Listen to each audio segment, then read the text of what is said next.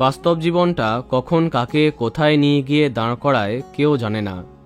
বাংলা টেলিভিশনের জনপ্রিয় অভিনেতা শমীক চক্রবর্তী সম্প্রতি সন্ধ্যাতারা এবং ইচ্ছে পুতুলে তাকে বেশ প্রধান চরিত্রে দেখেছে দর্শক।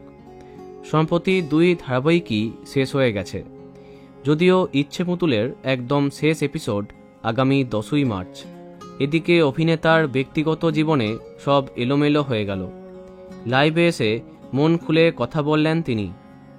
জনপ্রিয় টেলি অভিনেত্রী সোনালিসা দাস এবং শমীক চক্রবর্তী যে বাস্তবেই সম্পর্কে আছেন একথা জানত না এমন কেউ নেই।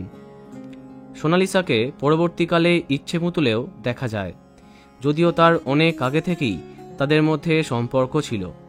যাই হোক, বেশ কদিন ধরেই তাদের মধ্যে নানা কারণে মতবিরোধের সৃষ্টি হয়েছে, তাই শেষ অবধি তারা আলাদা হবার সিদ্ধান্ত নিয়েছেন। এই জন্য বেশ কিছুটা মানসিক অশান্তির মধ্যে আছেন অভিনেতা। সামাজিক মাধ্যমে এই সব বলার সময় তার চোখে জল দেখা যায়। ব্রেকআপে পরে একটা কঠিন সিদ্ধান্ত নিলেন তিনি। অনির্দিষ্ট সময়ের জন্য নিজেকে সরিয়ে ফেলতে চান অভিনেতা।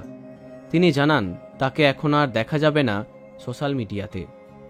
একা থাকতে চান তিনি। বিদায় নিচ্ছেন অনির্দিষ্ট সময়ের জন্য। আমরা আশা করব সব যেন তাড়াতাড়ি ঠিক হয়ে যায়। তো বন্ধুরা, অভিনেতাকে তোমার কেমন লাগে কমেন্টে জানাতে পারো। ভিডিওটি লাইক এবং শেয়ার করো। এই রকম অনেক ভিডিও পেতে সাবস্ক্রাইব করো কারেন্ট পজ। ধন্যবাদ।